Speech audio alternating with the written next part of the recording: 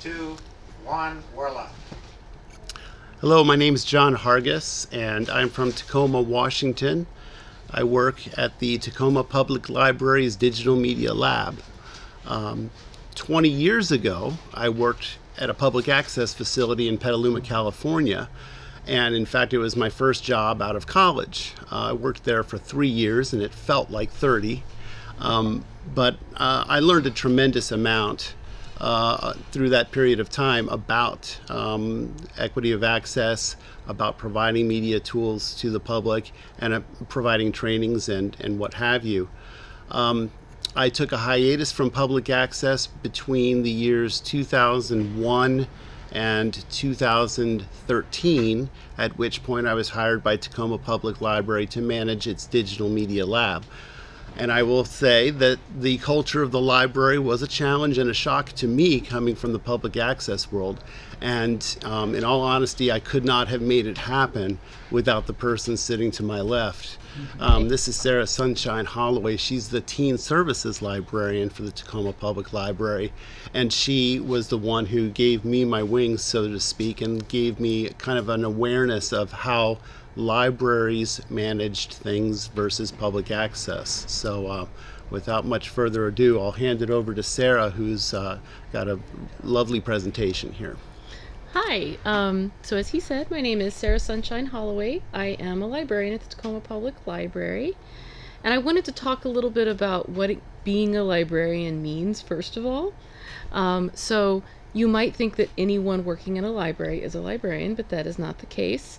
There are people who work in libraries who are paraprofessionals and check out the books to you, but to be a professional librarian, you have to have a master's degree in library science.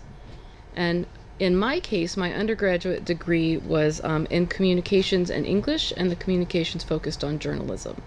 So I had a little bit of a core interest in filmmaking from that, but also in written journalism.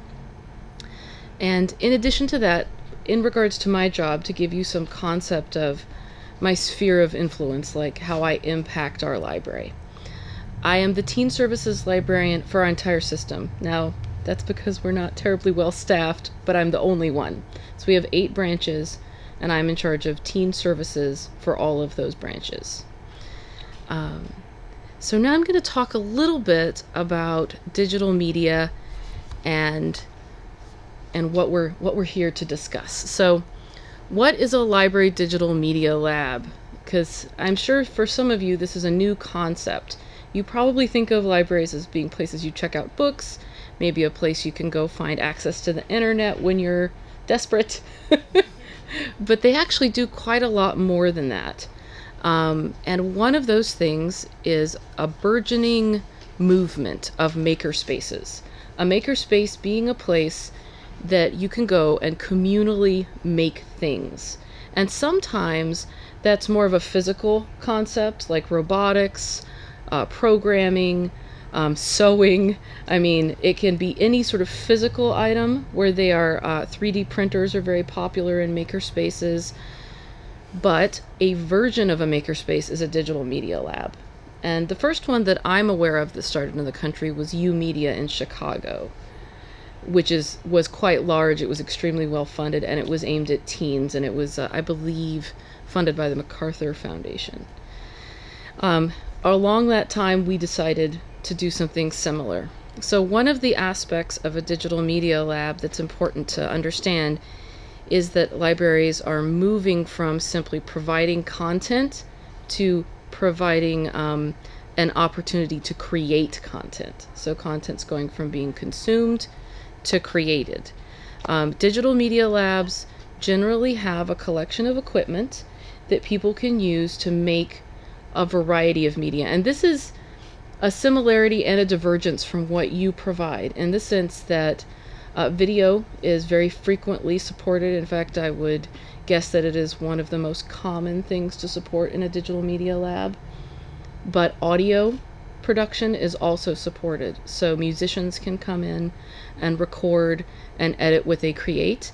And then it can go from there. Photography, animation, so any sort of digital media, not just limited to video. Do they bring their own programs, or do you It's a bit of both, and I'll address that a little more thoroughly later on, but that's a very good question. Another aspect that is often provided is instruction. So that could be, it varies the level of instruction that's provided depending on the staffing levels of that library, but mentorship and instruction is a key component because the folks coming in often, this may be their first encounter with digital media. Good, you're on the right slide. Awesome. So I want to talk a little bit about how this movement came about because it's very relevant to what you do. And that's about inspiration and evolution. How did this evolution in how libraries are providing services happen?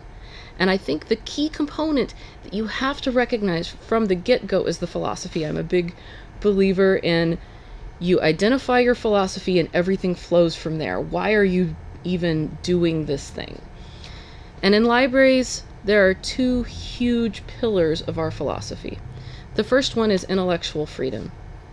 Intellectual freedom being the concept that people are free to consume media, and that traditionally has been books, but there's also the right to view, meaning the right to watch videos without judgment.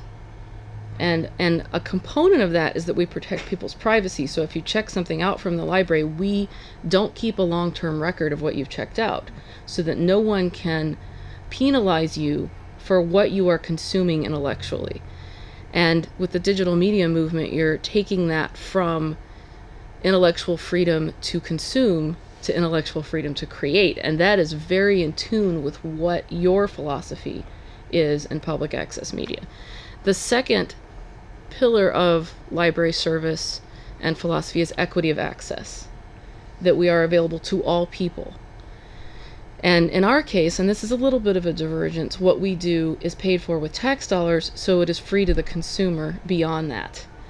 But that means anyone can walk in off the street during our open hours and say, hey, I want to access this, and we're going to make it possible. So that gets a little bit more to how did this come about. In the 2000s, when the recession occurred, libraries were hit really, really hard because they're funded by tax dollars.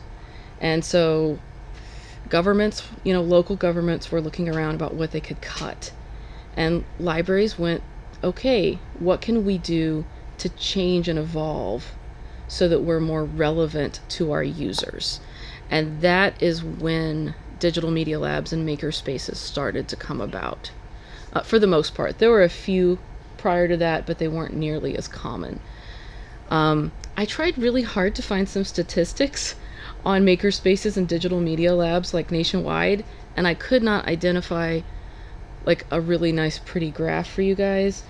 But what I have picked up on from speaking to my colleagues is that most well-funded libraries will at least have a makerspace, and some of those makerspaces, a percentage of them will be digital media labs.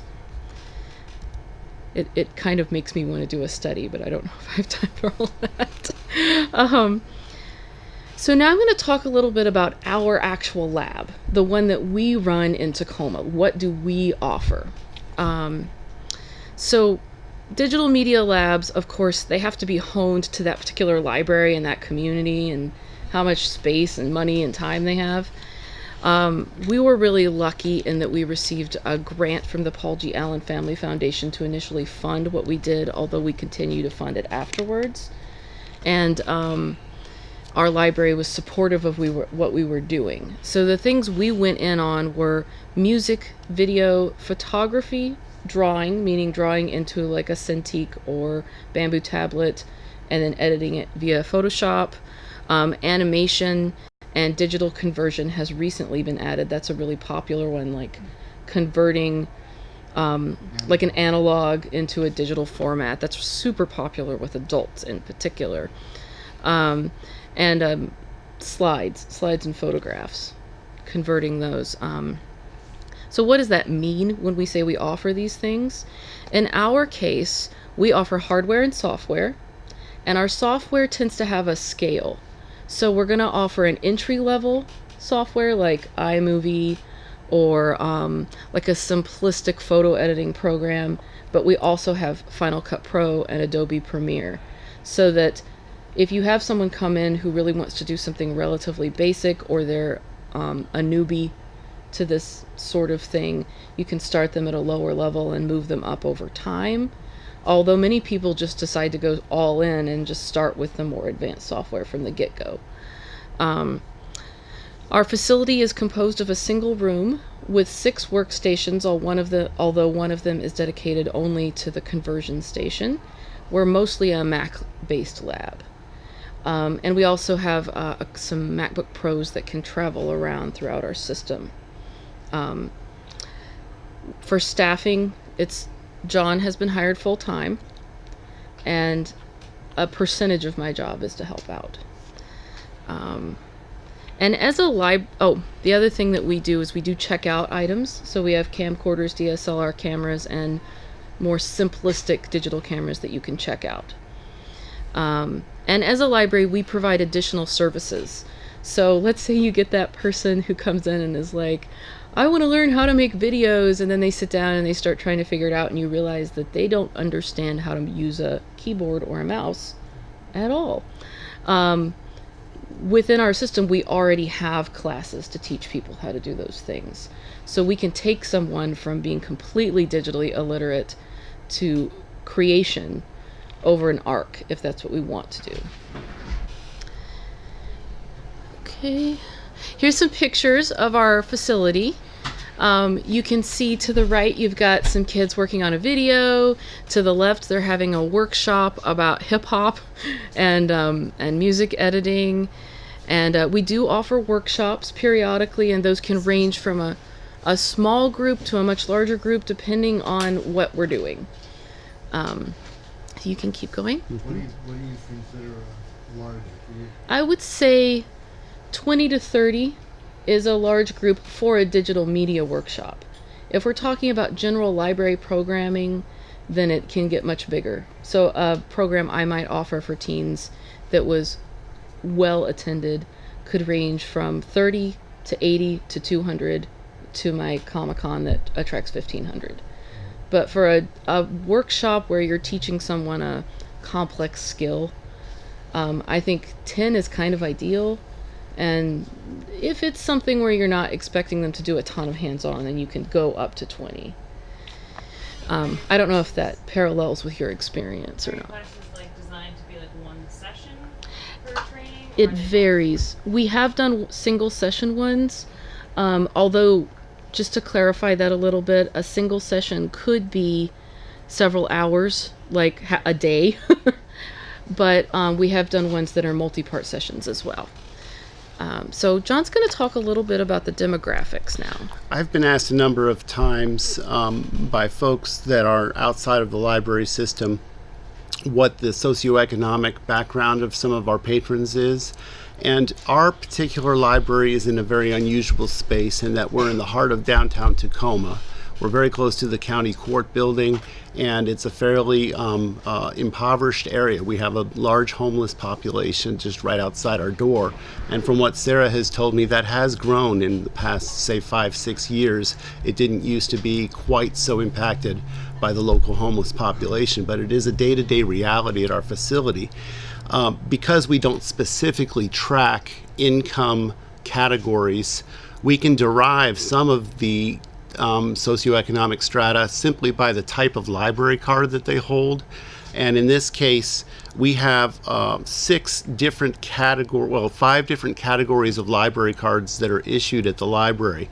The standard library card is one in which the user has shown up and provided a validated street address within the library service area. We have unverified users that they have a card but no document or ID verifying their street address. We have a limited library card where the user is age 14 to 17, but no parent or legal guardian is providing any oversight over that individual. They get a limited checkout, I think of up to 10 items. Yes. And then an internet-only card. This is for patrons that simply need internet access, and they don't have a street address to provide, but they're granted a special card that allows them to access the computers.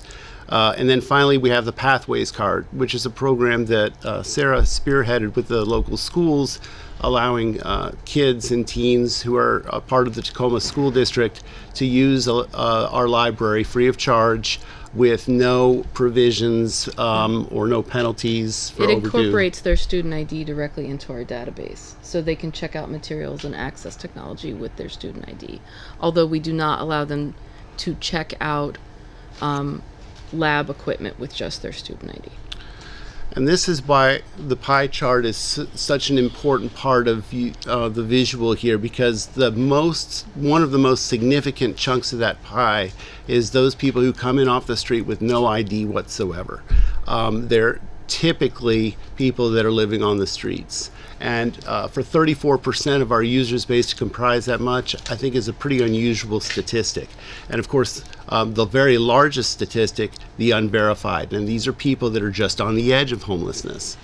They may be in a shelter or temporary housing, but these are the people that, in my mind, need our services the very most and have the most challenges that they face. So it feels sometimes like life in the trenches, because we have a large degree of mental health issues.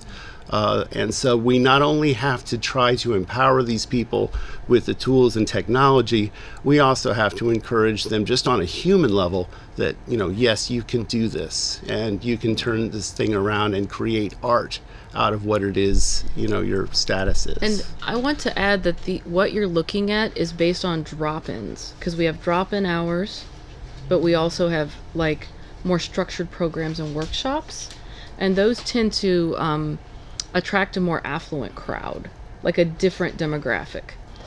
They're traveling from across the city because, parents in the crowd, can you imagine if somebody said, we're going to have a week-long film camp with an expert instructor, teach your kid how to take photographs, and it's free.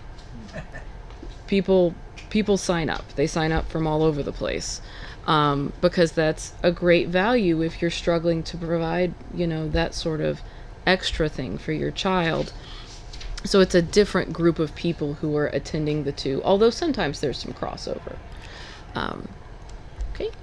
So now I'm gonna do this part pretty quick, but I wanted to give you guys an overarching concept of what kinds of digital media labs are out there, because I've shown you what ours looks like, but we are only one, and there are different models. So go ahead.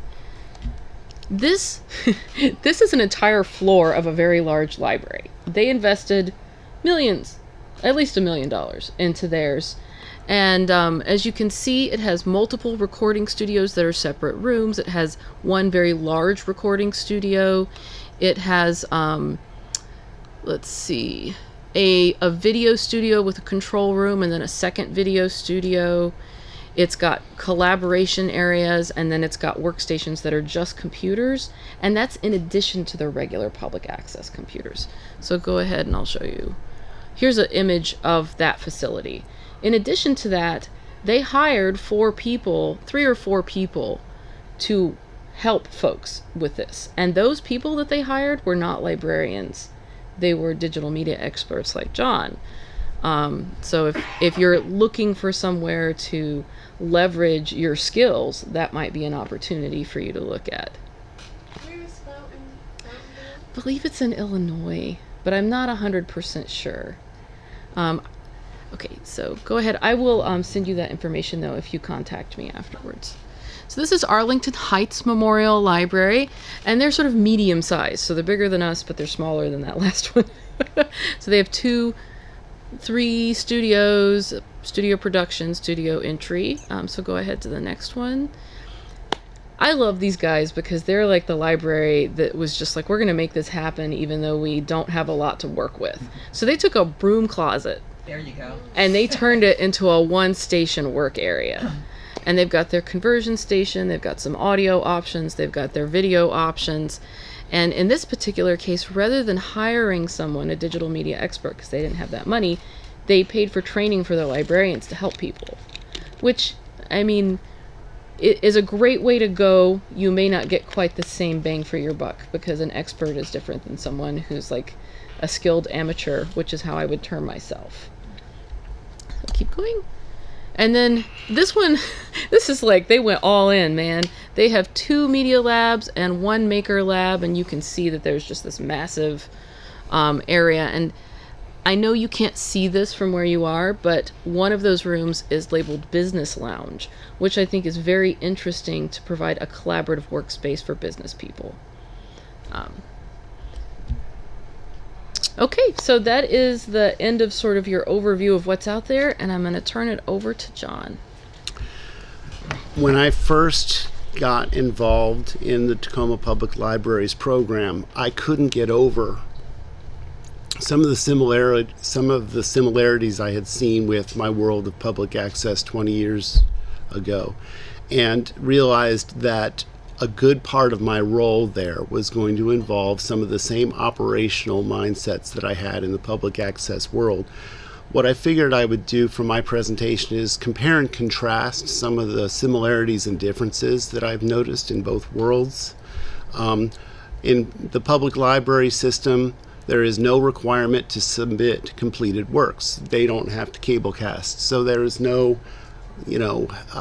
pressure as far as the user is concerned. They can use this equipment for whatever purpose they want.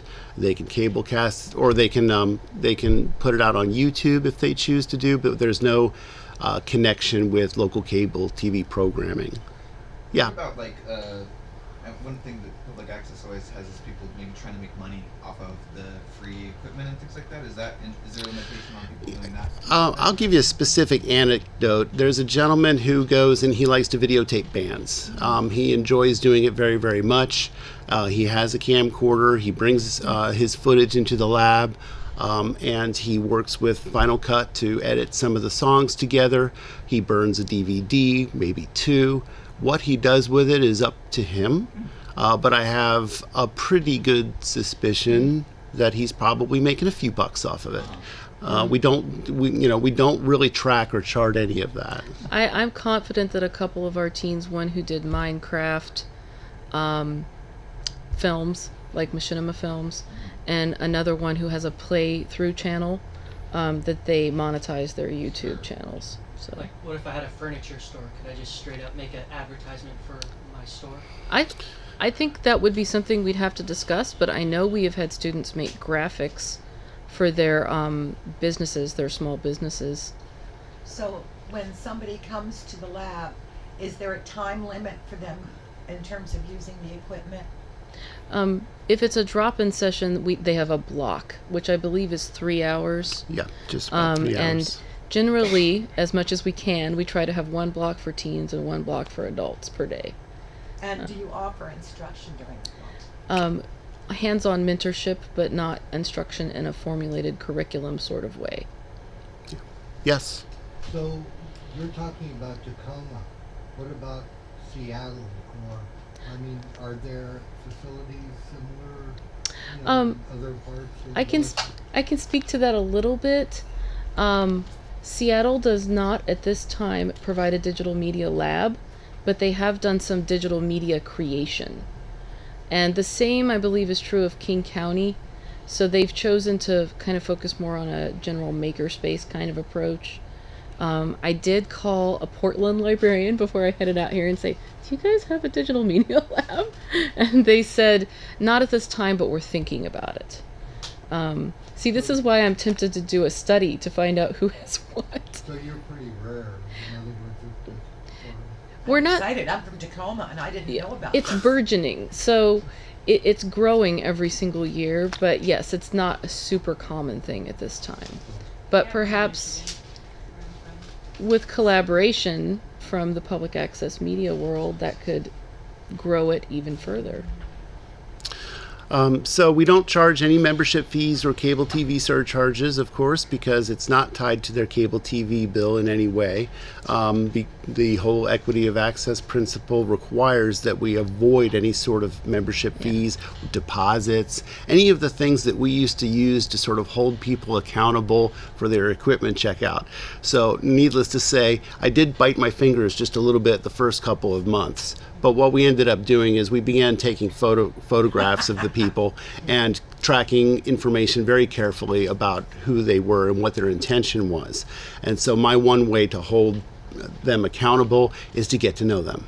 I have no choice but to sit down, and I enjoy it, but I sit down with them, I interview them, I talk to them about what their plans are for the production, with the basic premise that if they're really going in there to check out a piece of equipment that they want to hawk or pawn, they're not going to have all these things as well thought out as they should.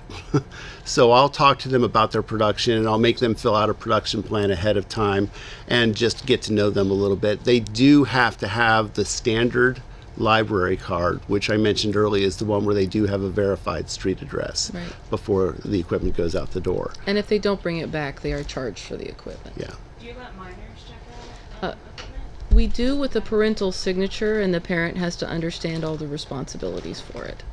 Do you carry Audacity? We do. Yeah. This next bullet says often considered ubiquitous in society, and I'll explain that a little bit.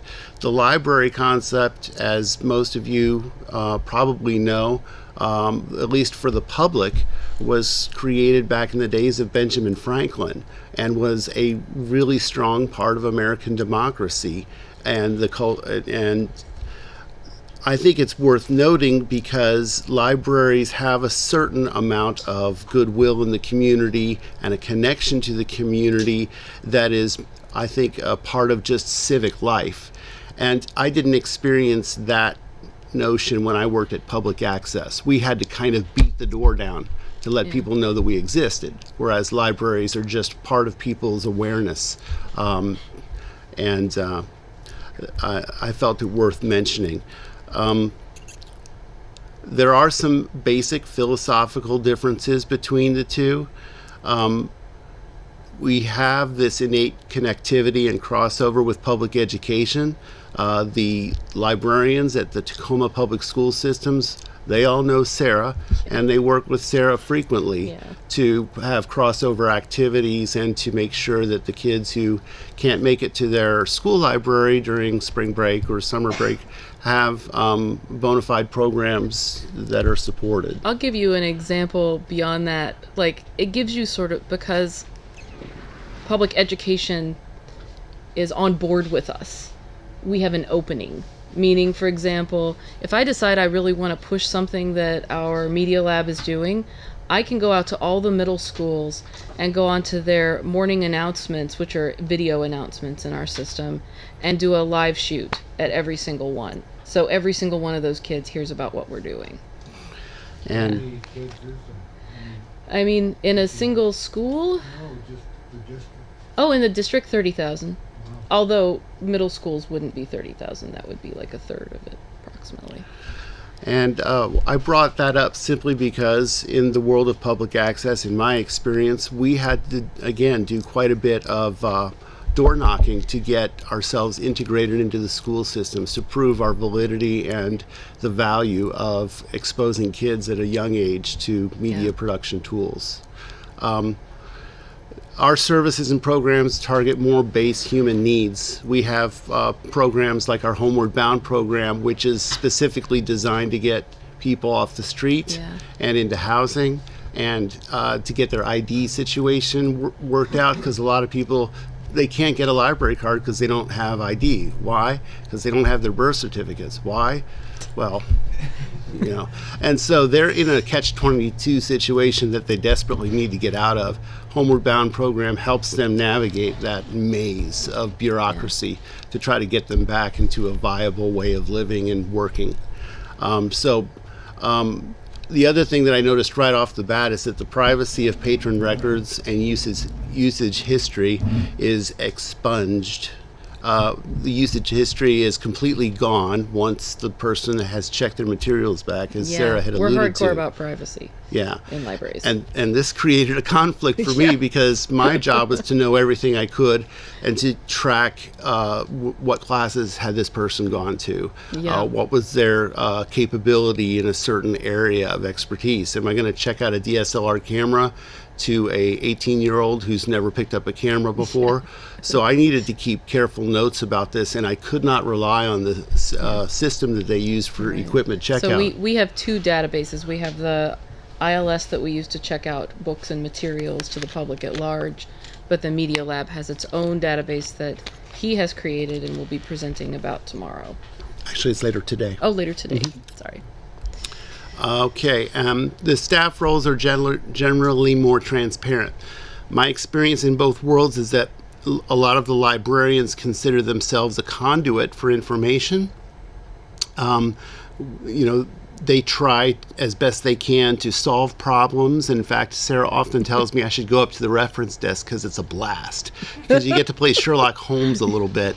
I want him to do the work of a reference librarian, not ask the reference questions. By the way. Let me clarify that. But when I was back in the public access world, I remember staff people were a big part of productions. They played a role in a lot of the shows that were being produced in the studio. Their personality was a part of the programming. And I think there's a general philosophical difference there that librarians simply want to provide a conduit for information and media. There's less crossover in libraries with nonprofits. It was part of our regular routine to visit the Humane Society or other local nonprofits to see how we could assist them to get their word out about their programming and the things that they did. So we considered ourselves sort of like a public service announcement provider in the public access world. But we don't have that kind of connectivity at the public library. I think we'd like to, and the Board of Trustees has often spoken about us and the need to start developing more community partnerships. So I think it's coming. But it can be a little bit of a slippery slope. Like, are we there to provide marketing for other people? Or are we there to provide a venue for people to create things? So creating boundaries will be something we'll have to explore in the future. There's less expectation of reciprocity, and all I mean by that is because we don't look at their programming, because we don't really have any other requirement other than they have an interest in the media, there's nothing they have to do in return. I remember in public access that those people that contributed to our open house events, or people who would basically be out in the community really promoting the cause of public access television, they would jump over backwards to assist. And while the libraries don't expect that kind of reciprocity, we still sometimes do get an occasional user that brings people in. But I don't think it's quite as innate. It doesn't exist all by itself. People, I think, are still sort of tied to this idea that they can come to their library, get what they need to get, and go. So. What about branding? For instance, this conference, there's these three big organizations that have sponsored it, so their branding is all over this event. Is there something similar that you experienced? I mean, you mean as far as branding for the nonprofits, or as far as our branding in the nonprofits? Either or, but the difference in your public access versus the library in that sort of environment. Well, and I don't know if this actually gets to your question, but I think it's important to point out at this juncture, there is no public access in Tacoma. It has been something that has been resisted by our city council for many, many, many years. And so this is, in a way, you could consider it sort of a pressure relief valve. We got an FCC license in Tacoma for a public access radio. I've heard from your organization already. About 2 weeks ago, I got a call. Suzanne, I'm sure. Yeah, we're setting it up. Yeah, it's so happening. I'm just really excited to be here. And once we actually have the tower up, then that's very exciting. The sky's the limit. Because we have everything we need for podcasting capability. Were you at the keynote this morning? No, I got here late. If I knew you were coming down from Tacoma, I would have gotten a ride. Well, I bring it up because the keynote speaker operated a Latino low-power FM station, and he's well known for that. But he was talking about various scenarios of having your own low-power FM station, and Alan Bouchon, who's come all the way from the East Coast. He's been in public access for at least 30 years, because he was there when I first was exposed to it. Alan Bouchon is a good person for you to talk to. Will he be here during the day, or did he just fly back to East He Coast? should be. He should be. He's actually Yeah. he's from Salem here. He's from not, here. not Thank you. Texas. But I'll point him out to you if I see him. Now, I missed the beginning of this, but what are your last names? My last name's Hargis. Okay. And Sarah? Yep. What is yours? Mine is Sara Sunshine Holloway. That's my name. That's my real name. It's on my birth certificate. Not just making it up. Yeah, question. All of these are being recorded. We know a lot so about she your can't parents see now. Yeah. So we do have differences, but we also have some mutual goals between the library system and the public access. This is where I really get excited, because there really are some identical goals. We certainly all want the democratization of resources. We all support the freedom of speech and expression. We want to provide the means to improve society. That's been a part of library philosophy since Benjamin Franklin. Neutrality of content. That was something that was very easy for me to pass on, because the library isn't so concerned with that. The idea is that all different ideas and content are supported.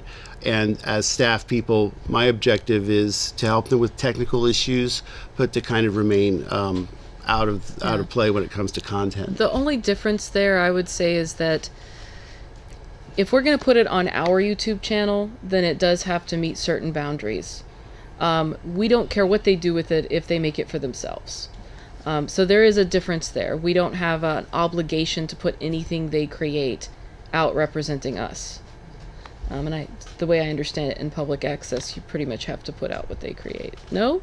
Okay, that's good to know. We've already mentioned the equity of access that that both of our institutions believe in, and empowerment. The idea that someone can come in without any technical skills or chops whatsoever, and in some amount of time walk out feeling inspired and willing to share their voice with the world. So that's something we can all agree on. We have challenges that we face every day. A digital media lab that's producing its joyful noise is sometimes at odds with the general quiet of a library. And my predecessor enjoyed cranking things at very, very high volumes, and sometimes it caused a little consternation with staff. So there was some growing pains. The methodology of tracking user information, which I've already mentioned, their system is more of a resource-based database, whereas ours is more of a people-based resource.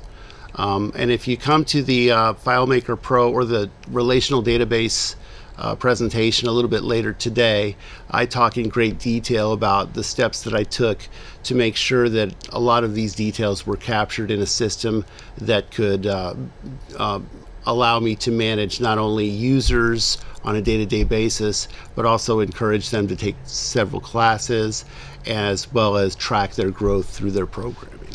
Excuse me. One of the challenges that I'm imagining most libraries face, this is from conversations with my manager, Beverly, as well as conversations with Sara, a lot of the library staff does have limited production expertise and experience. Like this much. Yeah. So I have to draw from my memory of television production from 20 years ago. So it's taken some time for us to really get up to speed with things. But I was never so thankful for my connectivity with public access, because I made a call to Deb Vinsel at Thurston Community Media, and she's helped me sort of navigate some of the challenges. Now, our particular library has a very, very detailed union agreement. Our local 120 union requires that librarians not work as instructors, or actually the reference librarians do, but suffice to say that some people are authorized and able to provide teaching and curriculum, whereas others are serving more just general functions. We have a very distinct class base, like roles that people can have. Librarians can provide instruction, and they can do almost anything that you would need them to do, but someone who's one step lower than me, an associate or an assistant, the people you see at the checkout desk more often, would not necessarily be able to do those things. And so that limits who can do what and who is available to help. It's not always the case with libraries. Some of the other libraries that we mentioned earlier, the ELA Public Library that Sara showed you, they don't have some of those constrictions, and they can have a librarian who, by the way, happens to know a lot about digital photography come in and do a workshop. But we don't have that at our library, and it's been a challenge because I have to be a all-in-one type of information provider when I'm not hiring third parties to provide educational services. In one regard, in that particular case, the union isn't the biggest impediment. It's that we're not training librarians how to do those things. So if a library wants to provide that, they have to train their people because that's not what their degree is in. So are there best hours then for people to contact to get some instruction? We there are times in our drop-in hours where it's a little bit more quiet, and I can give them some one-on-one tutoring during Talking about me. Absolutely. So what's a good time? Usually the lab opens at 3 o'clock for drop-in use. On Thursday mornings, we open for adults at 9:30 in the morning, and that's a good quiet time to come in. So like every other institution, funding sources are a challenge that we face. We're funded by our city council and the decisions that they make. And I think we can all relate to that. And then staffing shortages, because as Sara already pointed out, staffing at libraries is extremely limited. So if I need to take an afternoon off, the lab is just closed. We just lock it up, and due to staff PTO, the lab will be closed this afternoon. Sorry for the inconvenience. Now that does vary from library to library as to how well funded they are, what their staffing is, if they have a good base of volunteers, for example, that can change. So this is a point where we did want to sort of turn it around and get a conversation going, because perhaps some of you, maybe not all, but some of you haven't been to your library in a little while. And I was hoping we could maybe just get a quick show of hands. How many people have been to their local public library, say, in the last year? Pretty much everybody. That's awesome. In the last 6 months. You guys give thumbs up. Good job. Okay, awesome. So you've noticed that libraries, they are definitely changing and getting on board with this concept of not just providing information resources, but providing spaces to make things and make it happen. It is burgeoning, it is new, and that's what makes me personally so excited about this moment in time, because I really do think that our paths will cross again. Looking at your reactions to what we're talking about, it makes me feel inspired to say, if you're listening to this and you're thinking, my library doesn't do this, why don't they do this? How can we help them do this? A big impediment to making it happen is someone coming in. Like, we need people to come in and say, we want this in our community. So if you are inspired to make it happen, go talk to your local library. Tell them, I have expertise and I'm willing to help. And it will go a very long way. Yeah, exactly. As we mentioned earlier, we ended up existing as kind of a pressure relief valve for the absence of public access TV. I think that the time is nigh for a slow, if the Digital Media Lab continues to grow and serve its patrons, we will have a way to prove to the City Council once and for all what a viable service we provide, how important and integral it is to a community.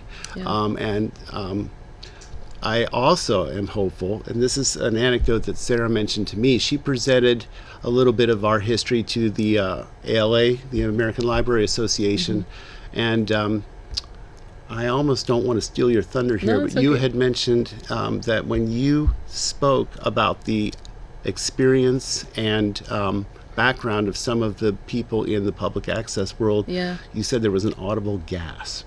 Because most libraries don't understand, I think, the amount of resources and value added input that you folks would They provide. weren't even thinking about public access as a place where they could be gaining expertise and collaboration. Yeah. And it was eye-opening to them to consider that. So we think that this could be the beginning of a beautiful relationship because there are so many similar crossover philosophies, and I think with a little bit of creativity we could find great ways to partner. The coordinator who basically set this conference up has told me that she intends to pursue a public access facility in Tacoma. Whether or not it gains any leverage, we will see. But I tried more than 10 years ago when there was still some space for public Yeah. access TV, yeah, and was told by the mayor at the time that they were worried that we put pornography up. yes, They yeah, just turned around and sold the space to Click. yeah. Oh my goodness. Yeah. Has anyone talked to Andrea Capera? She's the one I was mentioning. She'll tell you what her vision is, and has been putting quite a bit of time into the idea of making it happen in Tacoma. I'm curious about, like, in a situation where there is a public access station in there, is there any libraries that do have the same sort of a media center? Because I'd be curious to see what that would look like in the same community, and how those two things. I'm 100% sure it exists because quite a few of the libraries that have these digital media centers are in Illinois. Right. Because Illinois is a very strong library state. Like, their libraries are off the hook. And one of them, as I mentioned, is in Chicago, and I'm sure they have public access. I can talk about that a little bit, actually. Please. So I'm from Michigan and have for the Central States region, which is Michigan, Indiana, Kentucky, and Ohio. And I know in our region there are a lot of actually, primarily just education channels that actually are run out of the library. Oh, that's cool. Unfortunately, a lot of those are very small operations, part-time staff. They're housed in the closet in the library. Some of them are not in the greatest situations. Some of them don't have, public. I mean, it's a part-time person going out and doing most of the production work and content driving. But there are a lot of stations, actually across the country too. There are a lot of stations that aren't really recognized that are actually in libraries, small community townships, small townships, cities that have libraries. So they do exist. And then my other thought was, well, never mind. I'll come back. You, sir?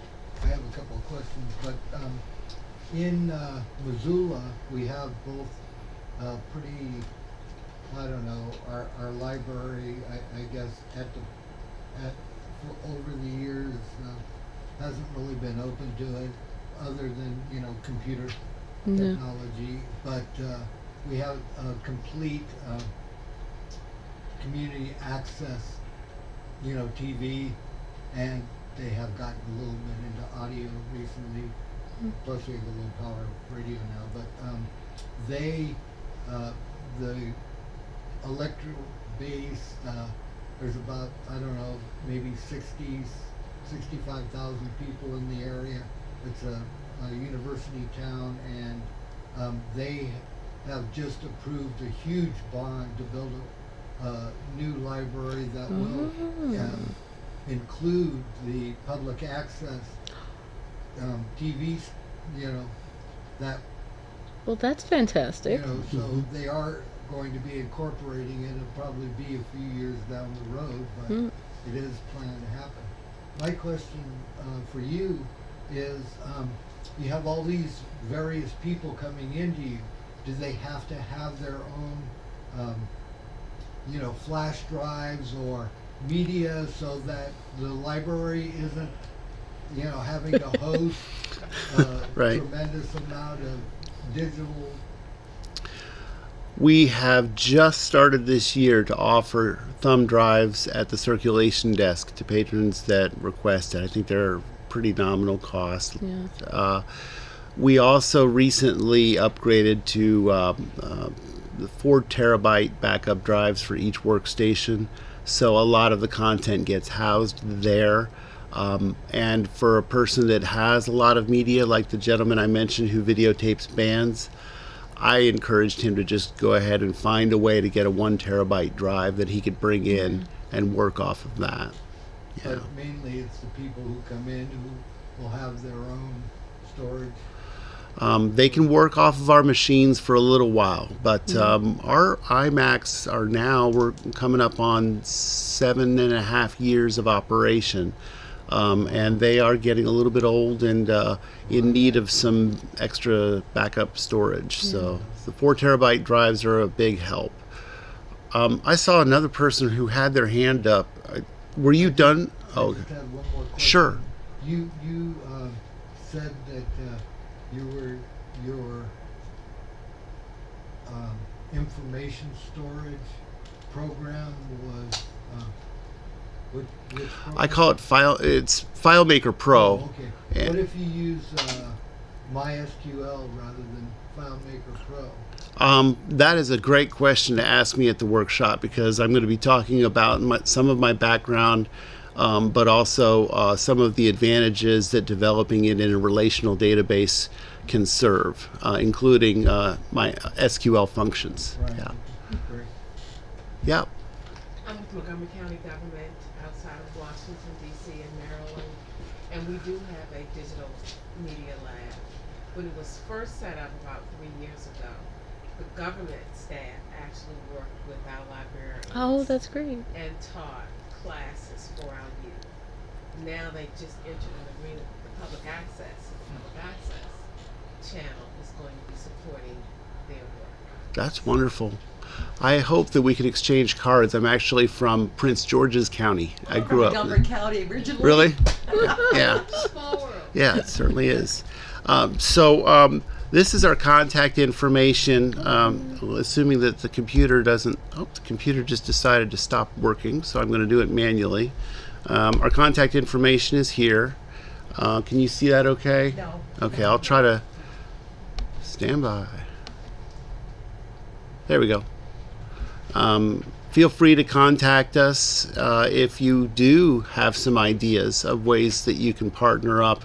We want to help support your ideas, and I think one of the things that is really important to me as a person who's sort of straddled both worlds is this notion that the experience that I drew from as a public access television person helped me in this new environment, but there's still a lot of growth and evolution to come.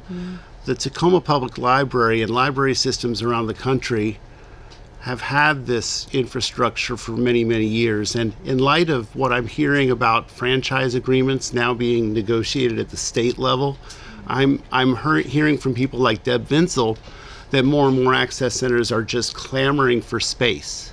And if that premise is true, then we really do have opportunities for partnerships, because libraries are everywhere. Right. We have the facilities. Yeah, so as more and more public access centers experience this death by 1,000 cuts and are losing their spaces, I hope they will look to local libraries for a potential home. Yeah.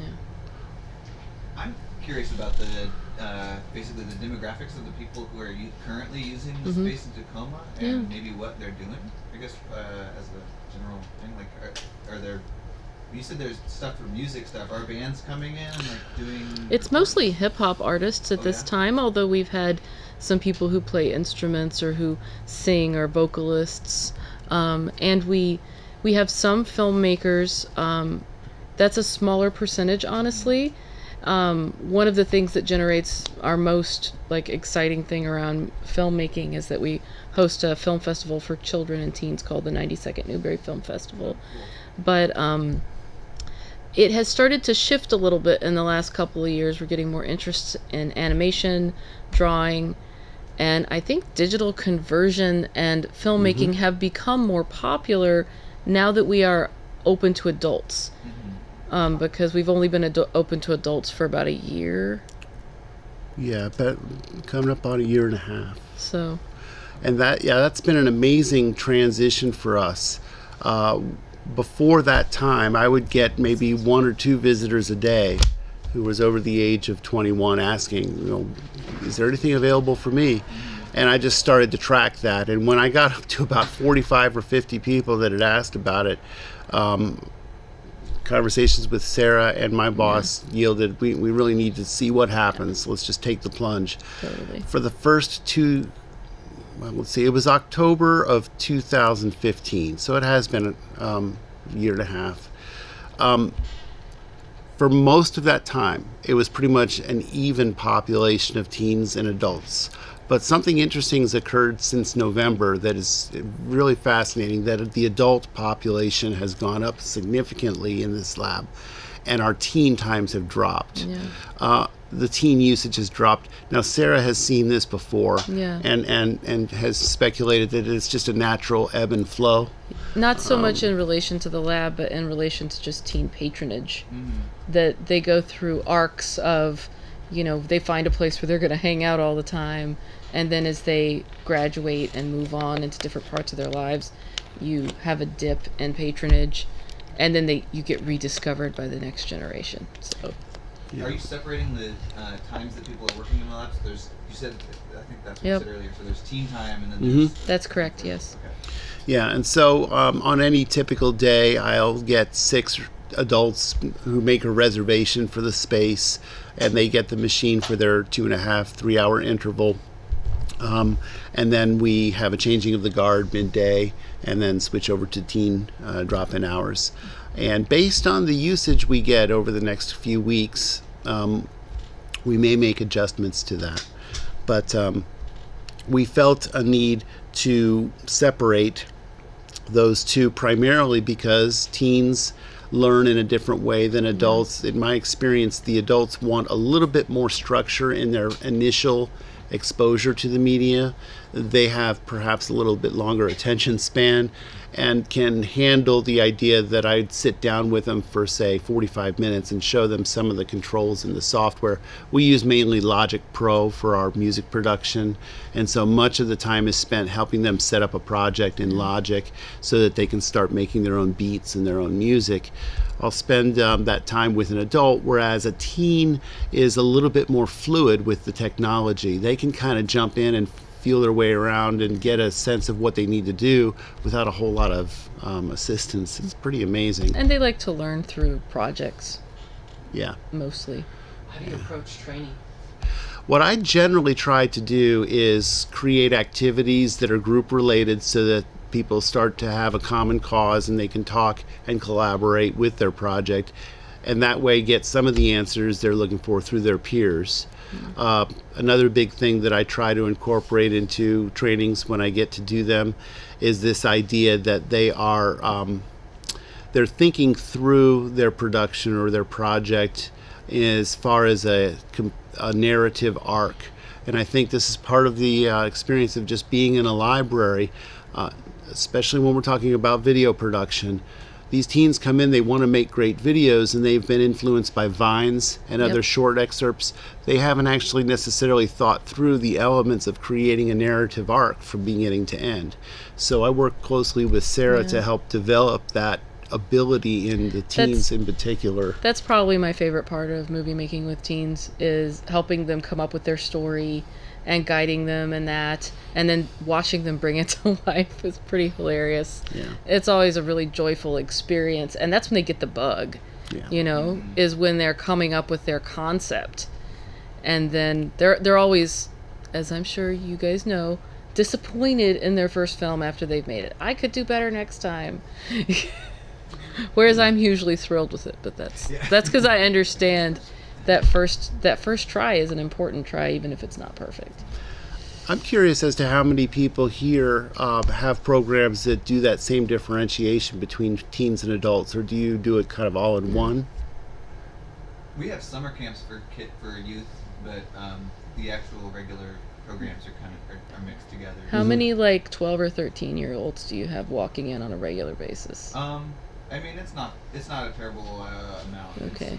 But there's in the last 6 months, there's been at least 3 younger producers who've gone through the normal training at the public access station. Gotcha. I would be remiss if I didn't mention our 90-second Newberries. We're very proud of this. We've done it 6 years in a row, and it's garnered a lot of attention. And it's a lovely crossover between media production and libraries Yeah. because it involves creating a short film based on a Newbery Award-winning book. And so the kids have to read their book first, have a sense of the narrative arc, and then they themselves have only 90 seconds to And that's retell a the story. national program, by the way. Yeah. So just because you wouldn't have to deal with Tacoma specifically to be a part of it, but I think we're rounding in pretty. We're over time at this point, so we should probably wrap it up a little bit. If you guys have any further questions, I'm going to be here through Saturday, and so will John. So you're welcome to approach us and have a one-on-one conversation, potentially in the middle of karaoke later. That's right. Yeah. Thank you all for coming. Thank and you.